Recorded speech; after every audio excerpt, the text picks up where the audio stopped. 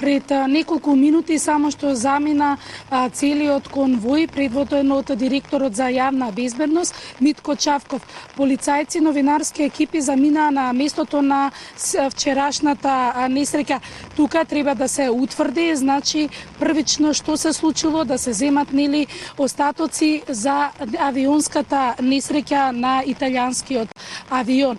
Она што можеме да кажеме за сега е дека се уште нели се оние информации дека пилотот се јавил во контролата за летање, кажал дека нема гориво за летање и дека сака да слета на аеродромот. Тука се последните разговори што се направени. Тој потоа направил уште еден круг. Истрагата треба да утврди дали тие неколку минути за тој круг биле кобни за да се урне авионот или пак причината е нешто друго. Да потсетиме дека времето вчера беше врнежливо, непрегледен, а и овој терен над аеродромот Александар Велики во близина нели на Кожле е доста непријатен кога има вакви слетувања. Но да не шпекулираме, ова се првични информации, ке треба да се покаже истрагата што точно се случило. Овдека на терен пред вестите во 11 часот видовме и неколку погребални возила од Бутел. Она што имам информации дека пронајдени се неколку делови од тела. Тие тела треба да се однесат во судска медицина на обдукција и да покажат чии се нели, затоа што сликата била навистина многу лоша. Јас тука предлагам да го погледнеме прилогот на колегата Борче Пауновски и нашиот колега снимател Иван Поповиќ, кои синоќа беа на местото на несреќата и секако имаше ексклузивни снимки што го покажа местото каде што се урнал авионот. Предлагам да го видиме прилогот. Авион Пайпер Сенека со германски ознаки се сруши во Скопско Кожле. Неофицијалните информации говорат дека пилотот останал без гориво и се срушил, при што загинале 6 лица. Местото на кое успеа да стигне екипата на Канал 5 говори за страутниот удар. Авионот е разделен на најситни парчиња. Единствено кога пристигнавме, местото го обезбедуваше полицијата.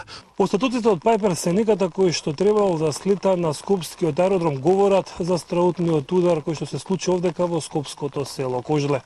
Увидот ќе стартува кога ќе дозволат временските и теренските услови. Авионот полетел од Тревизо, а требало да слета во Приштина, но со застанување на Скопскиот аеродром, каде требало да се дополни со гориво. Пилотот на паднатиот авион побарал принудно слетување, бидејќи останал без гориво, пошто се изгубил од радарот и радиоврската. 4 од патниците биле италијански државјани, а останатите 2 од Косово. Со овој авион заедно патувале уште 4 авиони кои безбедно слетале на Александар Велики и дале изјава пред инспекторите, пошто ќе се утврдува евентуалната причина за падот на авионот. Точно така, значи 6 загина, ние му даваме почит нели и сочувство на фамилиите на пилотот Франческо Монтањер, председател на аероклубот од Италија, подпредседателот Дарио Бастин, Лука Далемуле, италијанката Иларија Берти и двајцата браќа Бегај од Косово кои имале италијански пасош. Еве во моментот како што сега гледаме, значи поминуваат се уште џипови, се упатуваат кон Кожле. Ние се надеваме дека денеска нели ќе имаат повеќе среќа, иако времето е многу лошо, има навистина многу силен дожд овдека, а таму е поголема надморската височина, може да има нели полошо време. Билјана, ние денеска остануваме овдека со нови информации и детали, информираме и во наредните вести на Канал 5 телевизија.